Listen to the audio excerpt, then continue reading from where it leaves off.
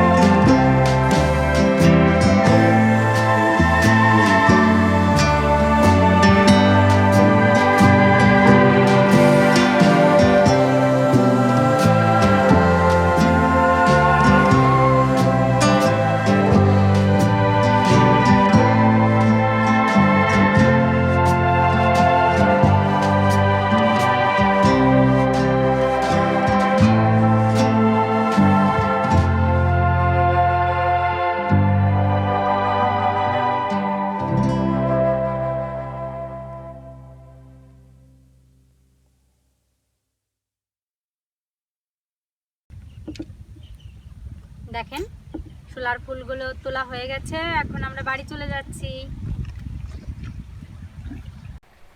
High বন্ধুরা, কাল আমার বিল থেকে আসতে বেলা গড়িয়ে গেছিল, এর জন্য আমি শোলার ফুলের রেসিপিটি তৈরি করতে পারিনি, কিন্তু আজ তৈরি করে দেখাচ্ছি।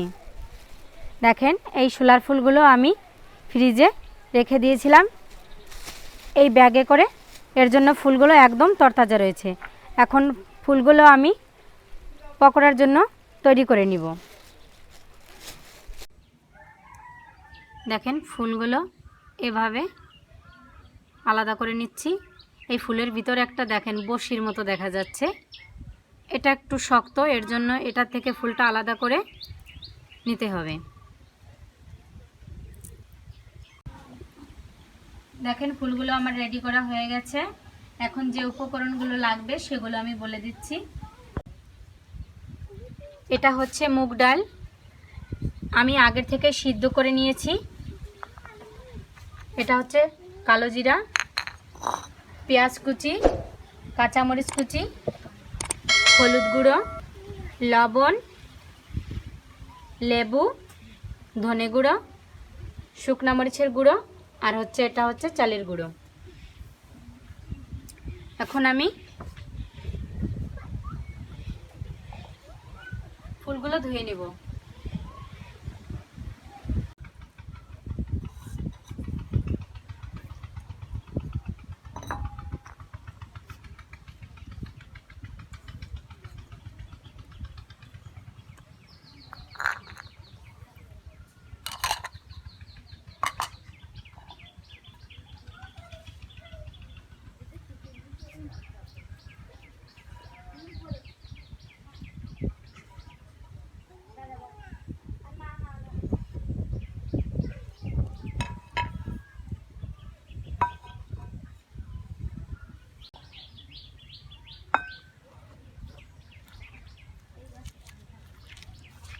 এই পেস্টটা একটু গাঢ় করে মেখে নিব।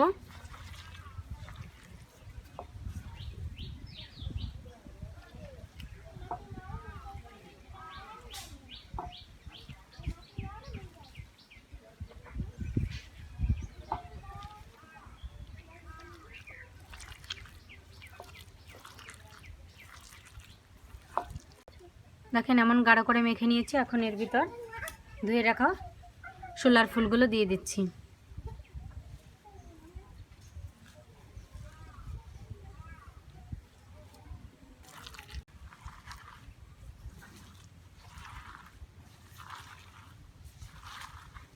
ফুলগুলো এমনিতেই নরম আছে, খুব বেশি মাখা লাগবে না।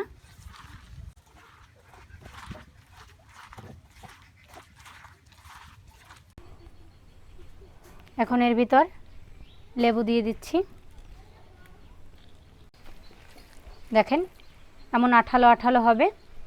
দেখেন তৈরি হয়ে গেছে পেস্টটা।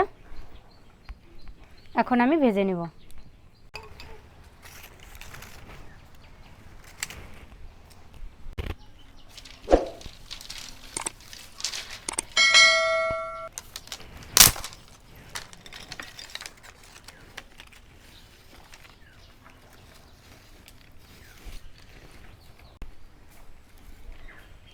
কড়াই গরম হয়ে গেছে, তেল দিয়ে দিচ্ছি।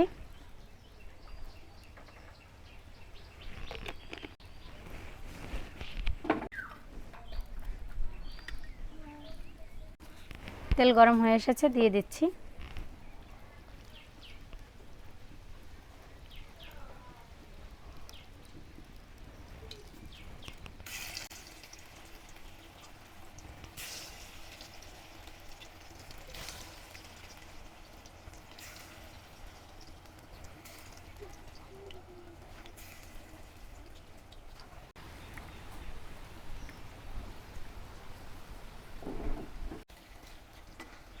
উল্টে দিচ্ছি। নামিয়ে নিচ্ছি। হয়ে গেছে।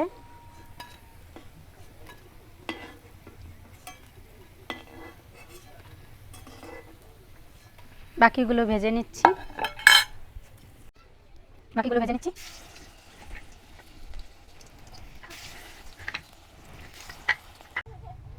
দেখেন বন্ধুরা, আমি কত সুন্দর মজাদার একটি খাবার তৈরি করে নিয়েছি। এটি খেতে অনেক সুস্বাদু, অনেক টেস্টি।